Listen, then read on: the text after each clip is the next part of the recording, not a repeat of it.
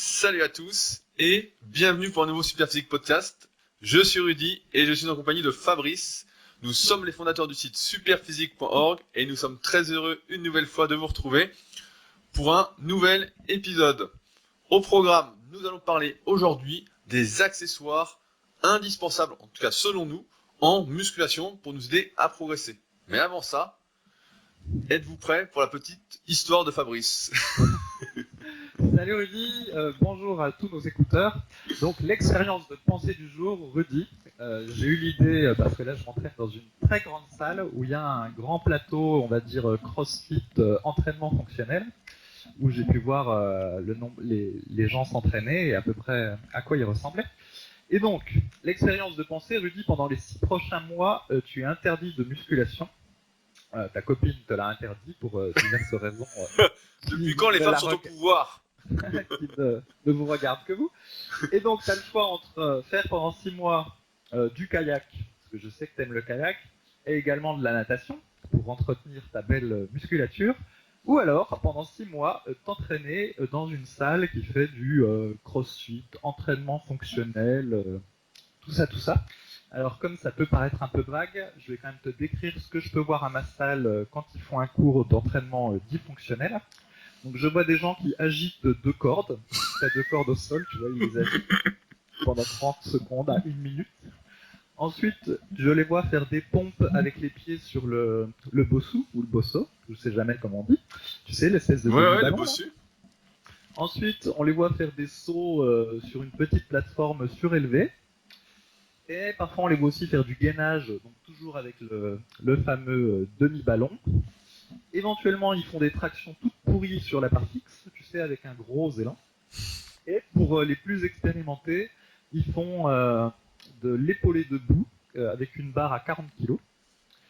Et ensuite, ils tournent comme ça en circuit. Voilà. Et donc, du coup, qu'est-ce que tu choisis, Rudy? Est-ce que tu veux un super entraînement fonctionnel ou alors est-ce que tu préfères faire du kayak et la natation? Alors en gros, j'ai le choix entre un entraînement où je ne fais que des exercices qui ne me plaisent pas, où j'ai des chances de me blesser, ou un entraînement où au moins je peux faire du kayak et j'adore faire du kayak. Donc je pense que je vais choisir quand même la partie où j'ai un entraînement qui me plaît au moins un petit peu, même si je suis pas trop bon en natation, au moins j'apprendrai à mieux nager. Et j'ai une anecdote donc pour compléter ce que tu disais.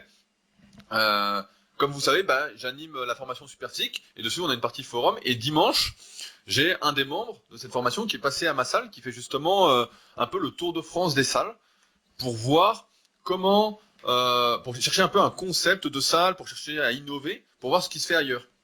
Et lui à la base, il est coach sportif, donc il a bossé dans des salles, dans des cours de fitness, et il a bossé dans une salle de CrossFit, donc il a son level 1, etc. Et justement, il en a eu marre d'enseigner le CrossFit et il a démissionné parce que justement, il en arrive à la conclusion que pour la majorité des gens, en fait, ça ne les aide pas à être mieux dans leur peau, à progresser physiquement, etc. Mais ça les conduit vers la blessure. Quand on est déjà un peu musclé, lui c'était son cas, donc il est assez balèze. Il m'a dit, j'ai perdu quelques kilos de muscle, j'ai perdu un peu de force, etc.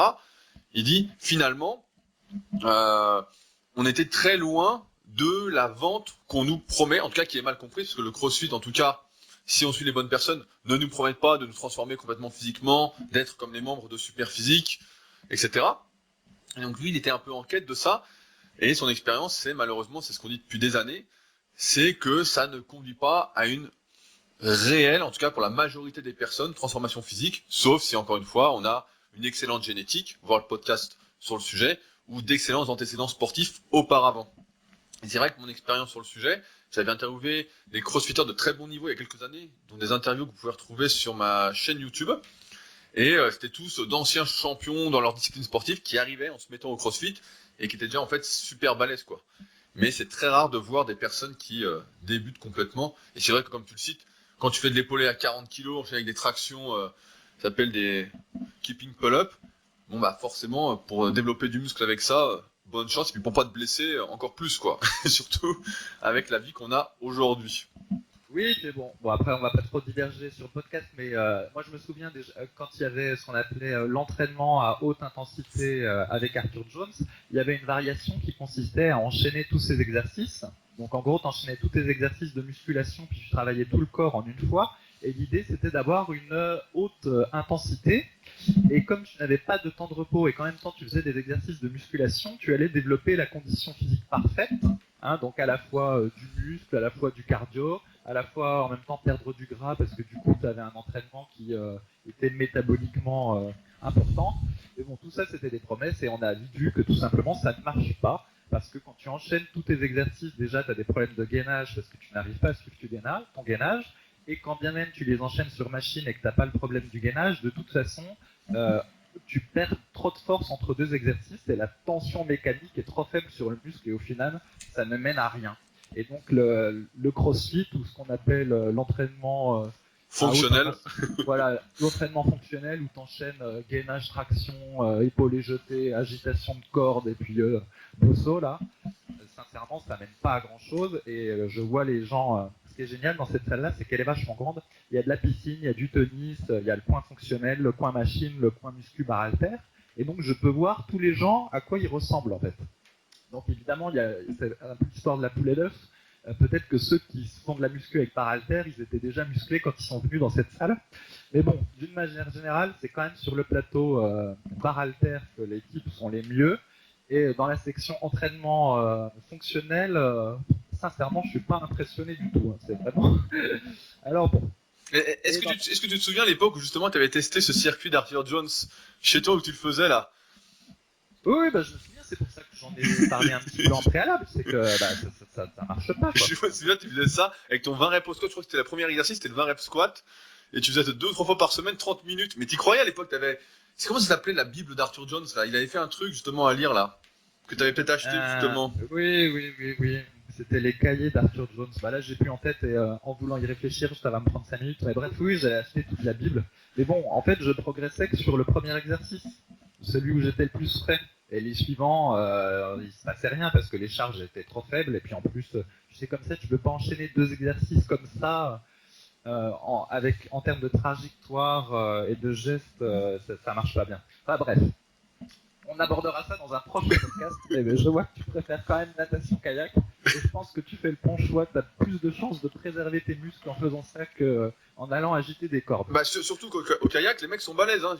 Vous connaissez pas, mais moi qui suis pas mal de sprinters, donc kayak de course en ligne, les mecs ont tous des physiques, ils sont tous balèzes. Hein. Donc au moins je maintiendrai presque tout sauf les pecs et les jambes. Tu feras de la brasse. Ouais. Voilà. Allez, donc partons sur les accessoires de musculation. Alors pour avoir une certaine fluidité dans le podcast, on va chacun réfléchir à nos 3 accessoires préférés. Donc je vais te laisser la main sur le premier. Quel est l'accessoire de muscu que si tu n'as pas quand tu vas t'entraîner, tu es grincheux et tu dis merde? Et bah ça peut surprendre, mais moi je dirais la magnésie. La magnésie parce que tout simplement, je transpire pas mal déjà, et puis quand tu transpires, que t'as les mains moites, etc., bah tout de suite t'as plus de prise. Et quand t'as pas de prise, notamment, comme je fais pas mal d'exercices de tirage, donc tout ce qui est rowing planche, traction, ou même quand tu fais du développé pour pas que tes mains glissent, t'as pas de magnésie, bah tout de suite l'exercice devient moins confortable. Tu peux mettre moins lourd parce que ta prise est moins forte, ça glisse un petit peu. Donc c'est vraiment le premier truc que je ferais. Et en plus, ce qui est intéressant avec la magnésie, donc souvent dans les salles, ils interdisent la magnésie en poudre, donc de plus en plus dans les salles commerciales, ils l'interdisent, c'est qu'on peut trouver de la magnésie liquide.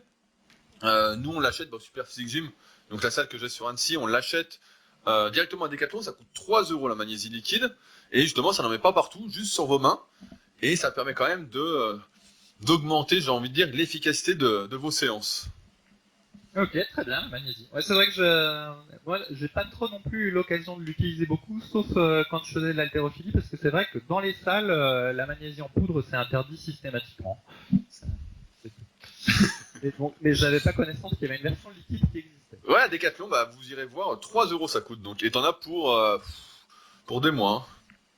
Hein. Ok, alors, à mon tour. Eh bien donc, quand j'oublie mon chronomètre, je suis très furieux. Ah, c'est vrai. Ouais, parce que j'ai pas de smartphone, j'ai qu'un téléphone et il fait pas de chronomètre en plus, tellement il est vieux. Et donc quand j'ai pas de chrono, je peux pas chronométrer mes temps de pause entre les séries. Et comme chacun le sait, si vous ne chronométrez pas vos temps de pause entre les séries, bah, votre entraînement est un peu inutile parce que vous n'avez plus de point de référence, vous n'êtes plus dans la dynamique de l'entraînement, soit vous en prenez trop de temps de repos, soit pas assez. Et donc c'est une catastrophe. Donc le chronomètre est vraiment pour moi l'accessoire indispensable. Et si tu avais, je pourrais me faire d'enchère sur le chronomètre, parce qu'il y a quelques années on avait développé, je sais pas si tu te souviens, un petit chronomètre pour iPhone et Android. Ouais, j'ai une application sur smartphone. Voilà, une application, et il y en a beaucoup aujourd'hui qui ne peuvent plus la télécharger parce qu'en effet, donc pour ceux qui le savent pas, quand Apple ou Android donc fait des mises à jour, eh bien en fait il faut réadapter les applications pour qu'elles soient toujours disponibles. Et en fait à un moment, donc pour donner un ordre d'idée, l'application nous avait coûté 1500 €, donc la modique somme de 1500 € pour un petit chronomètre avec des petites phrases. Enfin bon, ceux qui l'ont la connaissent. Et donc au moment où il a fallu la refaire, on n'avait plus le budget, on n'avait pas budgété ça, et vu que c'était gratuit, on s'est dit bon dans ce cas-là, on va pas la refaire pour l'instant. Donc c'est vrai que moi j'utilise tout le temps, contrairement à toi j'ai un smartphone, donc j'ai tout le temps mon chrono super physique avec moi, donc c'est vrai que j'y avais pas pensé comme accessoire d'entraînement, tellement c'est Ouais, je l'ai quoi. Pour autant, je pense que la majorité des gens auraient intérêt à avoir un chronomètre plutôt qu'un smartphone parce que ça les éviterait de tapoter sur le C'est smartphone vrai. entre les séries. Et le nombre de gens qui font du smartphone à la salle, c'est lamentable, quoi. J'en ai même déjà vu taper des textos en faisant de la presse à cuisse. C'est pas ça. Évidemment, c'est pas de la presse à cuisse très lourd. Hein, Moi je me souviens quand j'étais plus jeune et je faisais de la presse à cuisse, déjà ça m'énervait quand j'étais en train de forcer et qu'un mec venait me tendre la main pour que je lui serre la main en pleine série quoi. Alors si en plus maintenant faut écrire, je fais plus de série. Enfin. Donc voilà, c'était le chrono. Allez, le deuxième accessoire le plus utile selon toi, Rudy. Alors qu'est-ce que je mettrais en deuxième accessoire? Tu vas mettre les sangles de tirage. Non, ou la en fait, ceinture. moi je les mets jamais. Non, moi je dirais un truc que j'utilise vraiment, où j'ai besoin d'en avoir, vu que je suis assez raide des chevilles, c'est plutôt les chaussures de squat. Les chaussures de squat, donc pour ceux qui connaissent pas, c'est des chaussures qui sont utilisées en haltérophilie, c'est des chaussures un peu compensées où le talon est surélevé. En général, ça va de 1 à 3-4 cm. Et donc, c'est particulièrement utile quand on manque de mobilité de cheville, par exemple pour faire du squat. Donc Fabrice n'est pas concerné, mais moi je suis assez concerné. Qu'on n'arrive pas à avancer suffisamment le genou comparé à sa longueur de fémur pour être relativement droit et pouvoir bien descendre. C'est utile donc pour tous les exercices de cuisse. C'est utile, ça peut être utile pour le soulevé de terre, pareil si on est très raide, notamment des ischios et qu'on veut bien fléchir les genoux, ça peut être utile. Et c'est vrai que moi si j'avais pas assez mes chaussures de squat, donc il y a plusieurs marques sur le marché, je vais pas faire la pub d'une en particulier, mais ce serait compliqué de faire mon squat avant et d'être aussi efficace dans mes entraînements et donc de pouvoir progresser. Ouais, comme dans le temps, tu sais, il y avait une petite planche, puis tu mettais tes talons Oui, sur c'est une ça. petite planche. C'est ça. Après, un bon point de ces chaussures de squat quand même, parce que souvent on peut dire ouais, faut en changer rapidement, etc. C'est que moi j'ai les miennes depuis 6 ans et elles n'ont pas bougé d'1 centimètre. Donc c'est quand même un investissement, même si au départ elles coûtent cher parce que c'est vendu forcément hors de prix, hors promotion. Il y a souvent des promotions là-dessus, mais c'est vendu aux alentours de 150 €. Mais ça dure, vu qu'on les met, 1, 2, 3 fois par semaine maximum, c'est déjà pas mal. Ça dure très longtemps et c'est vrai que sans ça, je me verrais pas trop, je me verrais pas trop sans quoi. C'est pour ça que je les laisse en fait toujours à la salle pour pas les oublier. Oui, parce que si tu les as pas le jour de squat, alors là tu vas être sur axe. Ah la séance est morte quoi en fait. Forcément c'est plus du tout pareil quoi. Mais j'en avais acheté des chaussures de squat pour tester. Moi ça n'avait pas du tout plu parce qu'en fait du coup comme tu dis ça surélevait le talon et j'avais les genoux qui partaient trop en avant par rapport à mes habitudes et au final je trouvais que ça me faisait un peu mal aux genoux et je me sentais moins de force.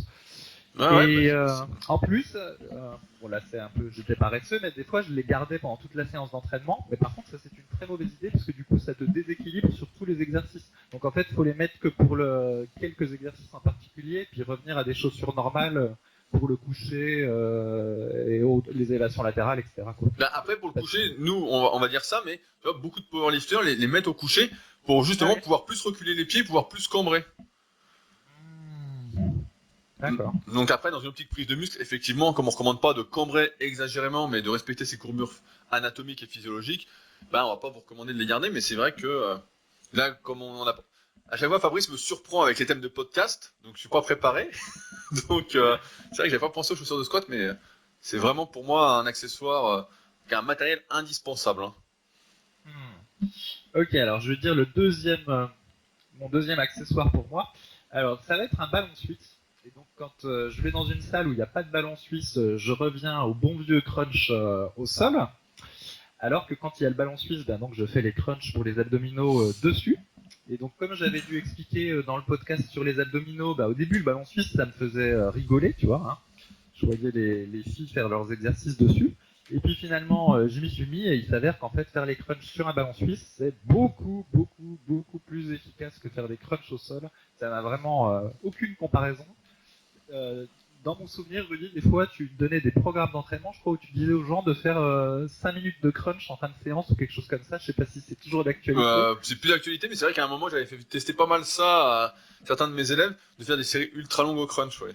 Voilà, et je peux te dire qu'en tout cas, 5 minutes de crunch au ballon suisse, c'est pas possible. Et ce qui est intéressant avec le ballon suisse, parce que là, on cite des accessoires, donc ça coûte de l'argent, c'est que le ballon suisse, ça coûte à peu près 10 €. Ouais, c'est ça. Donc ça coûte presque rien. Et ça peut faire aussi office de chaise chez soi. Moi j'en ai un qui me sert de chaise de temps en temps. Et oui, c'est parce que, apparemment, pour le dos, ça peut être mieux de s'asseoir sur un ballon suisse et d'avoir une sorte de courbure naturelle du dos plutôt que sur une chaise.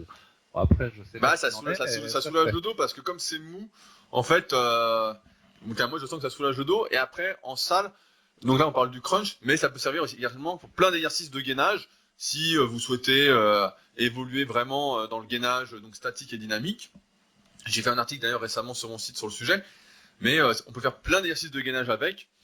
Donc c'est pas un investissement, surtout 10 € à prendre à la légère, mais qui peut vraiment être utile pour ceux qui veulent progresser. Le plus pénible, c'est la taille, c'est que ça prend plein de place. Et sinon, c'est vachement bien. Et ça se dégonfle vite. Ah bon, d'accord. Donc faut le regonfler. Bon alors, pour ton troisième accessoire qui te met très furieux quand tu ne l'as pas.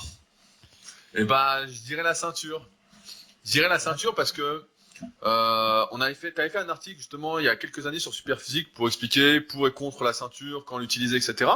Donc on mettra des liens comme d'habitude sous le podcast pour ceux que ça intéresse d'aller plus loin. Et effectivement, en ce moment, je fais du squat avant pour préparer les Superphysique Games. Et quand j'arrive autour de 100-110 kg, je sens que la ceinture m'aide bien. J'ai pas un gainage suffisant en quelque sorte, comparativement à la force que j'ai dans les cuisses et dans le bas du corps. Donc mettre la ceinture m'aide à mettre plus lourd. Et en même temps, c'est normal parce que personne n'a un gainage aussi fort que la force qu'il a dans les cuisses, dans les fessiers, etc. Peut-être qu'on parlera après des sangles où c'est un peu le même principe, mais il me faut ma ceinture en tout cas si j'ai prévu de faire ma séance de squat avant pour pouvoir continuer à progresser. Alors après les ceintures, il en existe plusieurs sur le marché, on en voit plein de différentes, donc les dernières, je sais pas comment on pourrait les appeler, c'est directement, elle se sert pas manuellement, mais il y a une sorte de clapet qui se met, des automatiques on appelle ça, donc c'est assez cher. Moi j'ai encore une à cran. Donc c'est des ceintures de powerlifting, de force athlétique. C'est celle que je vous recommande si vous souhaitez en acheter une. Ça va coûter au minimum entre 50 et 60 €. Et au départ, vous allez peut-être vous amuser. Au départ, ça te fait les bras pour la mettre. Voilà, c'est ça. C'est qu'elles sont super dures au départ. Donc pour la mettre, vous allez forcer. Et en plus au départ, ça va vous arracher un peu le ventre parce qu'elles sont vraiment très très dures. C'est le temps qu'elles se détendent. Donc moi la mienne, je l'ai pareil depuis presque 10 ans. Ah ouais, ça fait même plus de 10 ans que j'ai la mienne. Donc et maintenant elle est bien molle, etc. Donc c'est nickel. Mais c'est vrai que la ceinture peut être utile à partir d'un moment où j'ai envie de dire on met plus lourd que son poids sur la barre pour essayer de prévenir les risques. Encore une fois, il y a tout un courant de pensée qui pense que faut renforcer ses maillons faibles, etc. Parce que on n'est jamais aussi fort que son maillon le plus faible, etc.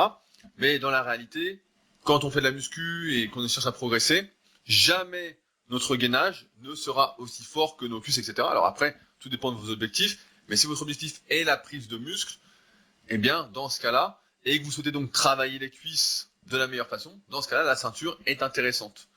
Maintenant, si vous souhaitez moins développer vos cuisses et plus bosser votre gainage, et dans ce cas-là, ne mettez pas de ceinture.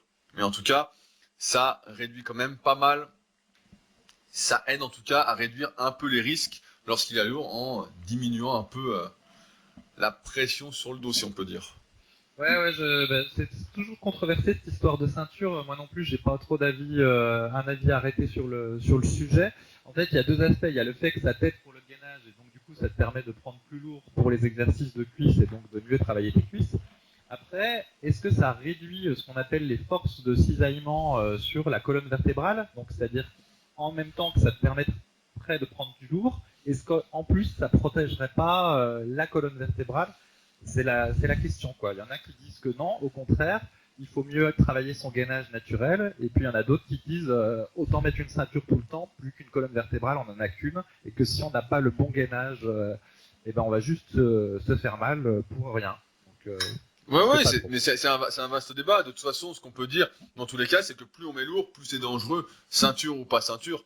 Donc après, la ceinture, même si ça aidait pas, etc., psychologiquement, en tout cas, ça aide de se dire on a une ceinture, on est sécurisé, donc on va peut-être faire plus attention. Après, il faut faire attention aussi à l'inverse. Quand on met une ceinture, ça ne pardonne pas non plus de faire n'importe quoi. Je vois des fois des personnes qui mettent des ceintures et qui vont faire du soulevé de terre d'oron avec la ceinture en disant non mais je suis protégé. Non. Et il faut faire aussi attention à pas mettre la ceinture pour faire n'importe quoi. Si on met la ceinture pour faire par exemple du curl à la barre, il y a un moment, faut quand même pas déconner quoi. Faites du gainage quoi, là, il y a des limites. Mais effectivement pour les exercices dangereux, je pense que c'est intéressant d'en avoir une. En tout cas moi, si je l'ai pas pour faire mon front squat lourd, bah forcément je mets moins lourd. Ok. Et donc, du coup, moi, pour mon troisième, j'ai mis des sangles de tirage. Donc, ça, c'est un peu le même principe que la ceinture pour le dos, mais cette fois-ci pour les avant-bras. Donc, en gros, ce qui se passe, c'est qu'il y a un certain nombre d'exercices pour lesquels le facteur limitant s'avère être la prise. C'est-à-dire que la force de préemption que vous avez dans les avant-bras, spécialement si vous avez des petites mains. Et notamment, par exemple, au rowing à un bras avec halter, si vous faites des séries de 15 à 20 répétitions, parfois c'est difficile de se concentrer sur le dos alors qu'on a les avant-bras qui brûlent. Il y a aussi sur les fentes avec halter, donc là c'est même beaucoup plus marqué. Si vous prenez des haltères de 25 à 30 kg, ce qui est assez rare dans la salle en général, ceux qui font des fentes, ils font avec des haltères de 14. Je sais pas pourquoi, j'ai remarqué que c'était le poids magique pour les fentes, 14 kg. Et je vois toujours les mecs qui font des fentes à 14 kg. Et bref, donc quand vous mettez 25 ou 30, sans les sangles, c'est assez difficile parce qu'une série de 12 répétitions de 30, ça dure assez longtemps, quoi, hein, peut-être 1 minute 30, 2 minutes. Et donc du coup, il faut porter les poids juste avec la force de préemption des mains et c'est pas évident. Et donc du coup, là, les sangles vont être utiles. Et il y a exactement un peu le même débat qu'avec la ceinture. Il y a ceux qui disent que bah non, il faudrait jamais mettre de sangle parce que voilà, c'est une aide artificielle qui permet de prendre de plus lourd qu'il ne faudrait. Il faudrait au contraire laisser le temps au temps, se forger des gros avant-bras à une bonne force de préemption. C'est pas dit que ce soit tant possible que ça, spécialement si vous avez des petites mains. Et puis, il y a d'autres qui disent que, voilà, puisqu'on fait de la muscu, le but du jeu, c'est de maximiser toute sa musculature. Et donc, pour avoir un gros dos, vous avez besoin d'utiliser des sangles parce que la force du dos est importante et oblige l'utilisation de poids lourds aux exercices de tirage. Bah, le débat en fait est assez simple. C'est toujours pareil, c'est une question d'objectif. C'est comme pour la ceinture en fait. C'est quel est le but? Quand on travaille le dos, qu'est-ce qu'on veut faire? On veut travailler le dos ou on veut travailler les avant-bras? Alors comme je disais tout à l'heure, moi en fait j'ai pas de problème de poigne et j'ai rarement les avant-bras qui me limitent sur mes séances de dos. Alors c'est peut-être l'habitude, peut-être parce que justement moi j'ai des grandes mains, moi j'ai des grands doigts donc j'ai jamais eu trop de problèmes de prise. Malgré tout, si je mets très très lourd comme à l'époque quand je faisais du soulevé de terre, il y a un moment ma poigne me limite et forcément je suis obligé de mettre des sangles pour pouvoir monter plus lourd.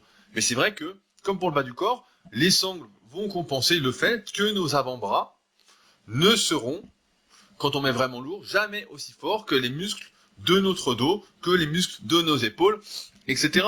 Si on a l'occasion de pouvoir éliminer un facteur limitant qui n'est pas celui qu'on veut développer lorsqu'on fait un exercice, il y a tout intérêt à le faire. Surtout, encore une fois, une paire de sangles, j'aime bien donner les prix parce que c'est vraiment pas cher, c'est aux alentours de 15, 20, 25 euros maximum une paire de sangles. Donc c'est rien du tout. Et normalement, pareil, ça dure des années.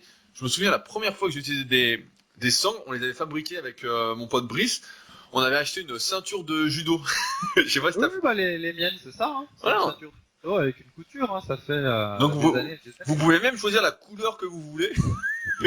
Et donc on avait acheté une ceinture et on avait voilà, on s'en servait comme sangle et c'était nickel quoi. C'était hyper facile. Il y a beaucoup de personnes aussi qui ont du mal à mettre les sangles. Donc si jamais on a fait une vidéo sur le site Superphysique, donc pareil, je mettrai des liens sous le podcast pour ceux que ça intéresse, pour montrer comment on met les sangles.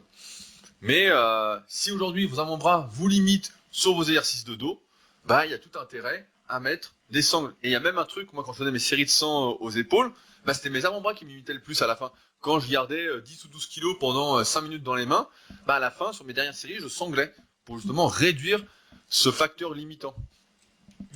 Et je rappelle encore une fois, parce que j'arrête pas de le préciser, mais voilà, nous on fait les podcasts pour ceux qui veulent prendre du muscle, etc. Pas pour ceux qui veulent être limités par des facteurs limitants, justement. Dans ce cas-là, c'est pas le même entraînement qu'il faut faire. Et dans ce cas-là, bah, les sangles ne se justifient pas trop. Ouais, t'as cité le soulevé de terre, justement, c'est un point intéressant parce que sur les forums Superphysique, je me souviens à un moment donné, il y avait les purs et durs qui disaient qu'il fallait pas utiliser de sangle au soulevé de terre et d'autres qui disaient que, bon bah voilà, le même principe, puisque on utilisait le soulevé de terre pour travailler le dos, autant utiliser les sangles. Sauf que ceux qui voulaient pas utiliser les sangles au soulevé de terre, ils utilisaient pas une prise en pronation, mais une prise inversée, donc main en supination et main en pronation. Or, on sait que cette prise prédispose à la déchirure du biceps pour la main qui est en supination, en plus de, forcément, il y a une petite dissymétrie dans la manière de tirer. Alors, les powerlifters s'en accommodent très bien parce que ils font des séries courtes et puis c'est leur Et truc de puis faire du ils soulevé ont de un terre. peu de chance, et puis ils en font peut-être pas si souvent que ça finalement. C'est ça, mais bon, celui qui fait de la muscu pour muscler son dos puis qui a envie de faire du soulevé de terre, ce qu'on ne recommande pas trop d'ailleurs au passant, il a tout intérêt à le faire en pronation et donc s'il est limité par sa prise, à utiliser des sangles. Ouais, c'est tout mon avis. Oui, oui, bah, c'est sûr, parce que il suffit de faire un test dans votre glace et de prendre une prise inversée, donc une main en pronation, une en supination, vous mettez torse nu dans la glace, vous allez voir que tout de suite, il y a un déséquilibre qui se met, que les épaules sont pas tout à fait pareilles, que donc ça se répercute au niveau du dos et que ça peut que mal finir. C'est pour ça qu'il y a plein de powerlifters hors saison, justement, qui utilisent bah, soit une prise pronation, parce qu'ils ont une grosse poigne, soit la prise hook, donc c'est-à-dire avec le pouce. Là, faut être solide au début pour faire le pouce, mais qui mettent le pouce donc sous les doigts, donc pour renforcer la prise, pour éviter que ça roule, ou sinon bah, qui mettent voilà des sangles pour rester en double pronation. Donc, plus un mouvement est asymétrique et plus il y a de risques. Alors des fois on peut compenser par le gainage, etc. Mais là on peut pas compenser sur des charges lourdes, en tout cas pas au soulevé de terre. Oui, et d'ailleurs, à ma connaissance, il y a le record du monde de soulevé de terre qui est fait par Eddie Hall, et je crois que lui, il est en pronation avec des sangles. Hein. Il Ouais, fait ouais, pas une bah prise inversée. Hein. ouais, mais après je sais plus c'est quelle fédération. Tu sais, c'est en powerlifting et même en strongman. Donc t'as pas mal de fédérations, de trucs, etc. Donc là, on dit record du monde, un avec sangle. Je crois que dans la fédération la plus connue, donc qui est l'IPF, la plus officielle, c'est évidemment sans sangle. Donc ce record n'est pas validé. Et c'est vrai qu'avec les sangles, pareil, souvent on a tendance, comme on est attaché, à se dire bon bah à moins penser peut-être au reste et à tirer quoi. Moi je me souviens qu'à l'époque quand j'avais fait 10 à 210, bah tu vois j'y pensais moi, je disais bon allez c'est bon etc. Parce que c'était un peu assuré quoi. Mmh. Donc c'est toujours tendancieux de car au soulevé de terre en tout cas une prise en pronation, pas trop lourd et ça ira très bien si vous en faites. Ça ira très bien. Ok, donc du coup, là, on a fait nos trois préférés, donc maintenant, je vais juste citer Ouais, je les voulais. accessoires au fur et à mesure. À moins que t'en aies un quatrième. Ouais, bah après, bah, je voulais en citer d'autres qui sont intéressants, que moi j'utilise. Comme vous pouvez remarquer, tous ceux que je cite m'aident pour le bas du corps. C'est marrant parce qu'en fonction des accessoires qu'on cite, on se rend compte de ce qui nous importe le plus, quoi. De ce nom-là où on galère le plus. Donc moi, bah, il y a un truc aussi que j'utilise, euh, dont j'ai besoin, mais c'est plus psychologique qu'une vraie aide, c'est les genouillères. Donc pareil, pour le bas du corps. Donc il y a pas mal de genouillères qui existent sur le marché. J'avais commencé à l'époque avec des vieilles genouillères Décathlon avec le trou au milieu. Donc j'ai commencé avec ça. Et après, bah, il y a pas mal de marques qui ont été sur le marché, notamment Ray-Ban qui est toujours là. Il y avait Titan qui était une marque de power. Maintenant, il y a SBD qui est à la mode. Donc c'est des genouillères en néoprène assez épaisses et qui gardent bien les genoux au chaud. Donc pareil, ça psychologiquement plus que physiquement, c'est une aide sur laquelle je ne crache pas et dont Et donc, j'ai besoin. quel est l'apport exactement? bah, l'apport, j'ai envie de dire, c'est que ça te garde les genoux au chaud. Voilà, c'est surtout ça, c'est que ça te garde vraiment. Donc, il faudra faire attention à laver ses genouillères de temps en temps, parce qu'on transpire énormément. Vu que c'est du néoprène, je sais pas si vous voyez ce que c'est, mais c'est assez épais. Donc, l'apport, voilà, c'est surtout que ça tient les genoux au chaud. Et c'est vrai que quand on les a pas, quand je les ai pas, j'ai l'impression que ça peut me tirer un peu sur les genoux, alors que quand je les ai, bah, ça me tire beaucoup moins. Et en compète de power, justement, c'est un moment où c'était avec matériel, donc ça c'est pratiquement tombé dans l'oubli, et on mettait des grosses bandes de genoux pour justement protéger les genoux, et en même temps, ça permettait de mettre beaucoup plus sur la barre, jusqu'à 50, 60 kilos de plus. Et là maintenant, bah, on a plus le droit vu que c'est du raw, mais par contre on a le droit aux genouillères. Et là par contre, on assiste aussi à un sketch, c'est-à-dire que les mecs ont des cuisses énormes et mettent des genouillères de taille S, qui mettent 20 minutes à enfiler tellement elles sont serrées. Et là, dans ce cas-là, bah, c'est plus une aide psychologique, c'est vraiment une aide physique, parce que ça fait office, comme les bandes de genoux à l'époque, d'aide en fait de ressort. Quand tu descends, quand ça te compresse, hop, ça te remet un petit coup, un petit rebond, et donc ça t'aide. Donc c'est pas ce qu'on recommande. Prenez plutôt des genouillères à votre taille, histoire de garder vos genoux au chaud. Il existe la même chose pour les coudes. Donc pareil, si vous avez des petites douleurs au coude, ça peut être intéressant de mettre ça pour les garder au chaud. Comme vous le savez, l'échauffement, on a déjà fait un podcast sur le sujet, pour ceux qui l'ont pas encore écouté, mais l'un des buts, c'est de chauffer, de faire circuler le sang, etc. Donc, comme on n'est jamais trop chaud, ça ne peut pas faire de mal. Ok. Alors sinon, moi, il y a un autre accessoire donc, que je n'utilise pas, mais que je vais aborder avec toi dans la discussion. Donc c'est exactement l'opposé des sangles, ce sont des fat grips. Donc c'est une espèce de comment dire, un espèce de manchon en caoutchouc qu'on va rajouter sur la barre ou sur l'haltère de manière à augmenter le diamètre de celui-ci. Et justement, ça va rendre la prise plus difficile. Et donc, c'est censé favoriser le développement des avant-bras et de la prise, voire pour certains exercices améliorer la force, notamment les exercices de triceps, parce qu'il se trouve que quand on a la main semi-ouverte pour les exercices de triceps, il arrive qu'on soit plus fort. Et il y en a, alors j'ai vu dans les commentaires Amazon qui disent que avec des fat grips, ils ont moins mal au poignet pour les exercices de biceps. En tout cas, moi, tous les tests que j'ai fait avec une fat grip ont toujours été très mauvais. Au contraire, ça me fait mal au poignet. Comme déjà, j'ai pas une prise très forte, et bah du coup, je dois utiliser des charges plus petites. Et au final, c'est un accessoire complètement inutile pour moi. J'ai retrouvé sur le forum Superphysique un vieux test de ta part, je crois qu'il doit dater d'il y a peut-être 15 ans, où tout enthousiaste parce que Michael Gundil en avait dit du bien et comme quoi il était plus fort sur les exercices du haut du corps avec les fat grips, t'en avais acheté puis t'avais testé. Et au final, ça s'était avéré un désastre. Ah ouais, ah bah. Non mais le principe c'est la fat bar. Donc toi t'avais testé justement la fat bar. Justement, je crois que c'était Bruce Kubik. J'ai partagé un truc de lui là récemment sur Facebook, mais qui avait popularisé un peu la fat bar. Et donc c'était d'avoir un diamètre plus épais. Donc forcément pour l'exercice de tirage, c'est plus dur, ça bosse la prise. Mais pour les développer, justement la théorie c'était que justement on était plus fort avec une prise plus épaisse, etc. Et quand j'avais testé, en fait c'était tout l'inverse. En fait, j'étais pas plus fort, la prise était trop grosse. Alors il existe plusieurs tailles de fat grips. Il y a une marque concurrente aussi qui s'appelle Iron Bull. Et donc, j'avais testé. Et franchement, et je les ai encore. Hein, ils sont même plus dans mon sac. ils sont dans un autre sac. Mais tu les utilises au développé incliné pour réduire l'amplitude voilà, de la barre. j'ai utilisé à un moment pour réduire l'amplitude au développé incliné. Mais c'est vrai que après pour les développer en tout cas, moi le principe de la fat bar ne m'a jamais aidé. Au contraire, ça a toujours été un inconvénient. Et par contre pour les biceps, quand les mecs disent c'est pas mal, etc., c'est parce qu'en fait ils mettent pas le pouce. Donc tu vois en fait tu vois comment en fait au lieu de serrer le fat grips, ils mettent le pouce de l'autre côté. Et donc pour les biceps, ça te permet de moins activer les avant-bras vu que tu serres plus la main en fait.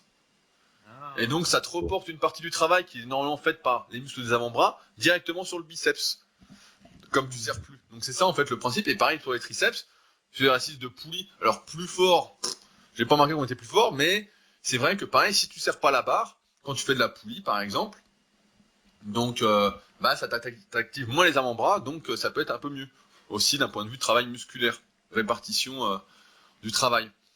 Mais donc après, il existe plusieurs tailles de fat grips. Donc moi, j'avais acheté donc l'original, le bleu, et j'avais acheté le rouge, donc qui était un peu plus gros.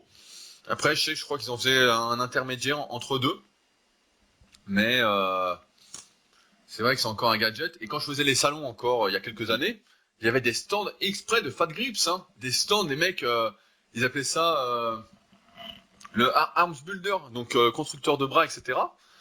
Mais bon, c'est vrai que Bah, après, l'argument marketing, c'est un peu toujours le même, c'est de dire, bah, tu t'entraînes tout comme d'habitude, mais comme tu utilises la Fat Grip, en plus, tu vas développer des avant-bras plus gros que ceux qui ne s'entraînent pas avec la Fat Grip. Donc, tu auras non seulement les pecs, elles restent comme ceux qui s'entraînent normalement, mais en plus, tu auras des meilleurs avant-bras grâce à l'accessoire. Mais bon, en pratique... en pratique, si les avant-bras font plus de boulot, le reste c'est moins de boulot, hein. Bah, c'est ça. Voilà la réalité. Dès qu'on promet d'atteindre trop d'objectifs différents avec le même effort, en général, c'est pas très bon. Ouais, le même effort ne produit pas plus de résultats, hein. Très bien. Alors, je voulais rajouter un truc. On n'en a pas parlé, c'est la ceinture de l'Est. ouais. On en parlait un peu avant le podcast, mais pareil, la ceinture de l'Est, pour ceux qui font... pareil, tu vois, si je suis dans une salle... il y a quelques années, j'étais parti au Vietnam, et je m'étais dit, bon, j'emmène pas mon matériel, etc. Je me suis dit, dans toutes les salles, en fait, il y a des ceintures de l'Est. Et en fait, j'étais arrivé au Vietnam, donc qui est un pays un peu en reconstruction. Et pourtant, j'étais dans une salle qui était hors de prix, qui était toute belle, etc. Il n'y avait pas de ceinture de l'Est. Et donc, pendant un mois, j'ai dû faire des dips et des tractions sans lest. Moi qui suis toujours habitué à me lester. Donc, c'est vrai que la ceinture de l'Est, pareil, pendant des années. Donc, nous, on allait sur l'île de Puteaux, donc avec Fabrice, et on avait on ramenait tous notre corde d'escalade. Je sais pas, t'avais une corde d'escalade toi aussi, Fabrice? Ouais, bien sûr, j'avais une corde Et moi, d'escalade. ça avait été un de mes cadeaux d'anniversaire, justement. Donc, j'avais acheté, je sais plus, 2,50 m de corde d'escalade. Et on est avec 20 kilos dans le sac à dos. C'était le deal pour venir. Et donc, au début, les ceintures de l'Est, c'était très peu répandu sur le net. On n'en trouvait pas. Donc, on mettait des cordes d'escalade. Ouais, ça fait assez bien le job, on va dire, jusqu'à 40 kilos, quoi. Mais après, ça fait mal. Voilà. Ça cisaillait un petit peu. Et après, progressivement, les ceintures de l'Est se sont un peu démocratisées. On a trouvé de plus en plus. On a même fait, à un moment, la ceinture super physique que vous voyez ou que vous verrez si vous venez au Super Physique Gym. C'est la relique qui reste. Parce que forcément, on n'en vendait pas assez, donc on a arrêté d'en produire. Et donc, la ceinture de l'Est, voilà, c'est vraiment un accessoire pour moi qui est très utile à partir du moment, notamment au dips, où on arrive vite à faire 20 répétitions. Et au-delà de répétitions, ça a peu d'intérêt, comme vous savez, pour la prise de muscle, notamment sur l'exercice polyarticulaire. Si vous n'êtes pas encore super fort, référence à il y a 2 podcasts. Et aux tractions, c'est pareil, si vous arrivez à faire 20 répétitions, donc là, pareil, il faut un peu plus de temps, parce que faire 20 tractions, c'est quand même déjà un sacré bon niveau. Et dans ce cas-là, la ceinture de l'Est est un bon investissement, et ça coûte pareil autour de 30-40 euros. Donc c'est pas quelque chose d'énorme, mais quelque chose qui peut quand même bien vous aider. On voit d'ailleurs de plus en plus de personnes, on appelle ça le street lifting, donc en comparaison au street workout qui est normalement au poids du corps, les personnes donc, qui font traction, dips, lestés et qui arborent des physiques assez incroyables. Là, j'en suis quelques-uns justement sur Instagram qui ont des physiques de fous en basant beaucoup de leur entraînement là-dessus. Donc, je pense que c'est un investissement très utile. Mais t'es sûr qu'on peut leur faire confiance à ces gens-là ou... Oui, bien sûr, c'est très bien. C'est un monde d'incertitude. Hein. C'est toujours pareil. Si on veut faire confiance. En tout cas, j'en suis une petite dizaine et notamment la team All Bars, donc, que je connais un petit peu depuis quelques années, avec qui je discute de temps en temps. Mais a priori, oui, on peut leur faire confiance. Mais c'est toujours pareil. Hein. Comment avoir confiance 100% en quelqu'un Pour l'anecdote, alors je l'avais peut-être déjà dit, quand Arthur Jones a lancé ses machines au début des années 70, il y avait une expérience avec un culturiste qui s'appelait Caselliator, et pendant un mois, Caselliator s'est entraîné avec les machines Nautilus, et il a pris, je sais plus, 20 ou 30 kilos de muscle, notamment parce qu'il était malade avant de commencer le mois en question, donc il avait perdu du muscle, et ensuite il a tout repris ce qu'il avait perdu, et même plus, pendant un mois. Et l'idée c'était que c'était uniquement dû aux machines Nautilus.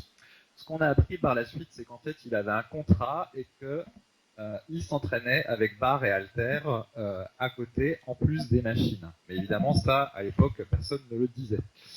Et donc, c'était déjà dans les années 70, et voilà, donc ça n'a pas trop changé.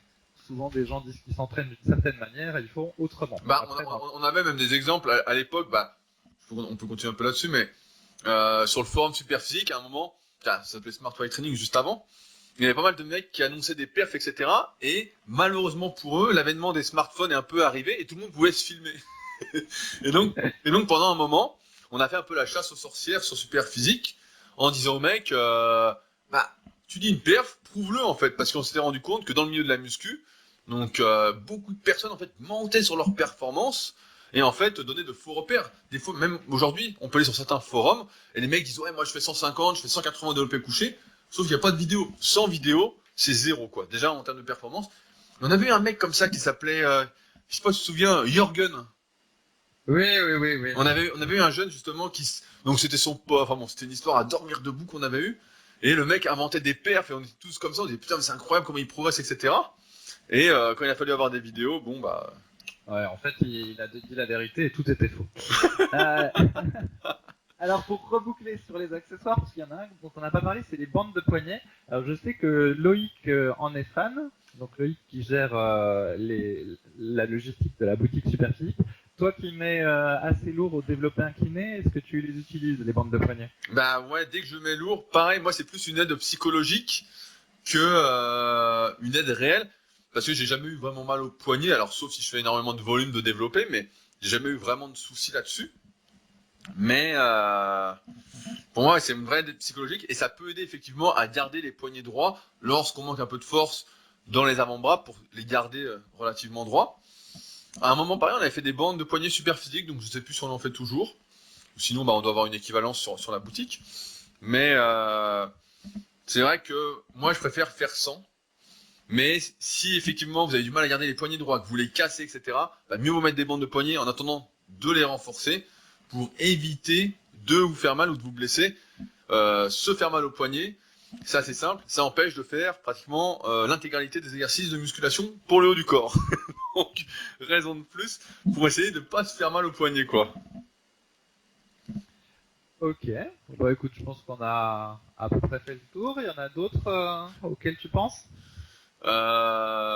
Oui, moi je pensais, tu sais, aux ceintures d'électrostimulation pour abdominaux. Ah, on en a déjà parlé, c'est comme les élastiques, on a déjà fait un podcast dessus, c'est pour ça que je les cite pas. Sinon, je pourrais citer la corde à sauter, vu que je fais aussi de la corde à sauter, mais ça n'a rien à voir avec la muscu. Donc non, je pense qu'on a, non, je pense que c'est bien. Je pense qu'on a, Ouais, fait de le toute façon, tour. on a cité les principaux accessoires en musculation qui peuvent être utiles. Après, il y en a évidemment d'autres dont on n'a pas parlé, comme le slingshot, etc. Des trucs plus orientés powerlifting. Il y a pas mal d'autres accessoires, mais là, on voulait vous citer les principaux accessoires qui peuvent être utiles à n'importe quel pratiquant de musculation, qui sont de niveau débutant, intermédiaire et avancé. Une liste, on peut dire, presque indispensable. En tout cas, si vous souhaitez progresser de la meilleure façon qui soit, en termes de prise de muscle et de prise de force. Donc, j'en profite également donc pour conclure ce petit podcast pour remercier tous ceux qui nous rendent un grand service. Depuis la semaine dernière, vous avez été nombreux. Alors, je ne sais pas comment ça se fait, mais on tenait encore une fois à vous remercier. Vous êtes désormais 138 à nous avoir rendu le petit service en échange de ces podcasts, d'avoir laissé un commentaire et une note de 5 étoiles sur ce podcast directement sur l'application podcast sur iPhone ou directement sur iTunes si vous êtes sur PC, en ayant tapé Superphysique Podcast et en ayant tout en bas ensuite laissé votre petit commentaire. Donc c'est vraiment super. Aujourd'hui, c'est ce qui nous aide le plus à faire connaître ce podcast et ce qui nous rend le plus service et ce qui nous gratifie le plus personnellement, on peut dire, pour continuer ces podcasts hebdomadaires. Comme d'habitude, nous restons ouverts. Si vous avez des idées de sujets à nous proposer, que vous souhaitez qu'on aborde, n'hésitez pas à m'écrire. Donc, je redonne mon email, peut-être que vous le connaissez déjà. C'est rudy.koya@yahoo.fr. Et comme d'habitude, je vous laisse avec plusieurs liens sous le podcast pour ceux qui voudraient aller plus loin, notamment avec des articles super physiques sur les divers accessoires dont on a parlé et qui sont un peu plus complets que ce qu'on vient de vous dire. En attendant donc, on se retrouve la semaine prochaine pour un nouveau podcast. Salut. Oui, attends, je précise juste que tous les accessoires dont on a parlé, ils sont tous présents sur la boutique Superphysique, donc sur superphysique.org/nutrition. Il y a aussi le rouleau de massage, on en a pas parlé. On n'a pas parlé. C'est pas directement lié à la muscu, et puis là tu viens de clôturer, donc ce sera pour la fois d'après. On fera peut-être un podcast exprès sur les automassages si ça vous intéresse, mais les automassages c'est quand même plus intéressant. On avait fait une grosse vidéo avec Arnaud il y a un petit moment sur YouTube de voir comment faire. Donc n'hésitez pas à vous reporter à cette vidéo. Fabrice, Allez. serait-ce le mot de la fin? Ouais, c'est le mot de la fin. À la semaine prochaine. À la semaine prochaine. Salut. Salut.